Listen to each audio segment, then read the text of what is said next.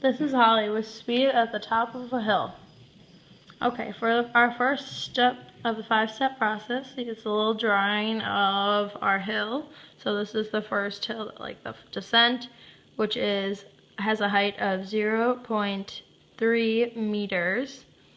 And then the uphill has a height of 0.08 meters. Alright, then this is still step 1. We're working through the variables. So TE at A over here equals, or just TE equals KE at A, which is crossed out, and then plus PE, because there's no kinetic energy at the top of A over here, but then there's all potential. And then TE equals KE sub B, which is at point B, KE at point B, and PE at plus PE at point B, which is eliminated because it's at the bottom of a hill, so it doesn't have any potential energy, or very low. And then TE equals KEC plus PEC, which is defined point C on our little picture. Alright, and then we move over to this variable working out. So if TE equals PE at A and KE at B, then PE at A equals KE at B. So then you set up their equations, which is MGH, PE equals MGH, and then KE equals 1/2 mass times velocity squared. And then you eliminate all the m's on both sides because they both have them.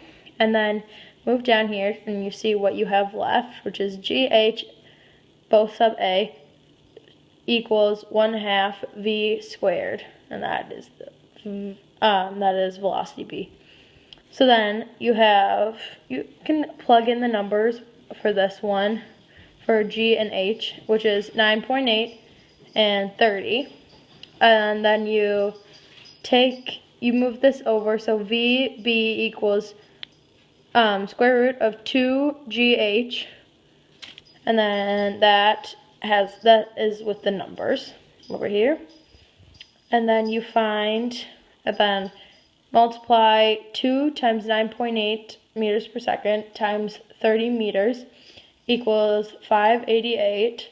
And then you square root 588 and get an answer of 24.248 meters per second for velocity B. So that's the velocity at point B right here. And then we go over here and keep working with variables. So now that we know, or we don't actually know PE, but we know that PE at A is equal to KE at C plus PE at C. And then we put up the equation. So MGH equals 1/2 mv squared, and this is at C. This is at C, so like sub C right here, and sub C, and plus MGH sub C. And then you eliminate the m's again because all of the equations have them, and you could take them out because we don't know mass. And then we have GH sub A equals 1/2 v squared plus GH.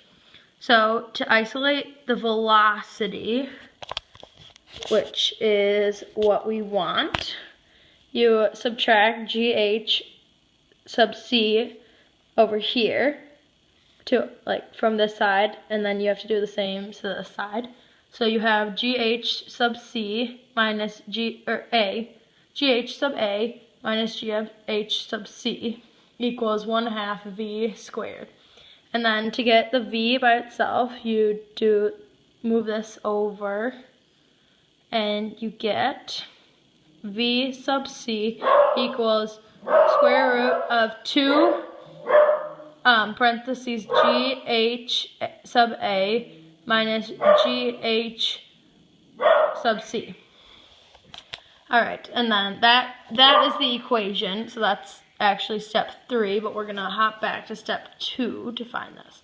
So we know gravity, which is 9.8 meters per second. We know height at A, which is 0.3 meters, and we know height at C, which is 0.08 meters. What we're trying to find is velocity at C, so we don't know that yet. Using this equation right here on 3, using this equation right now on 3 is, right, you plug in the numbers using this up here, plug those in, so you do square root of 2 parentheses 9.8 times 0.3 minus 9.8, that's meters per second squared, times 0.08 meters, and you subtract those, so we get square root of 2 parentheses 2.94 minus 0.784. And then this right here, subtracted, so 2.94 minus 0.784, subtracted is minus this. Okay, this is 2.156, and then 2.156 times 2 is 4.312, and then you do the square root of that is 2.076 meters per second for velocity at C. And that is velocity at the top of a hill.